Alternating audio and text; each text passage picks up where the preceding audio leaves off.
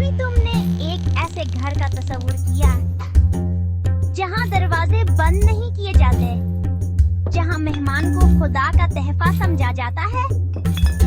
ऐसा ही है पठानों का घर, जहां रवायत सिर्फ रवाज नहीं बल्कि सांस लेने का तरीका है। पठानों के यहाँ एक लफ्ज बहुत मुकद्दस है, पख्तून वली।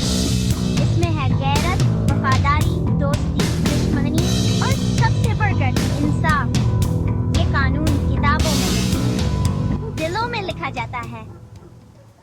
मिलमस्तिया का मतलब होता है दरवाजे खुले रखना, चाहे मेहमान दुश्मन हो या दोस्त। पठान का दर कभी बंद नहीं होता। रोटी बांटी जाती है और दिल भी। पठान बदला लेना चाहता है लेकिन माफ करता है। जब दुश्मन आकर पनाह मांगे तो उसे निबी के नाम पर बख्श दिया जाता है। यही है असल बहादुरी। पठान माशरे में औरत को पर्दे में रखा जाता है, लेकिन इज्जत दिल में। माँ, बहन, बेटी, हर रिश्ता मुकद्दस है और उनके लिए जान कुर्बान करना फख्र की बात है।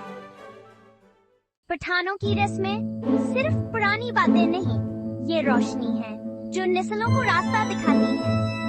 लेकिन क्या हमने वो चिराग जला रखे हैं या धीरे धीरे बुझा दिए हैं? अगर आपको लगता है कि ये कहानियां सब तक पहुंचनी चाहिए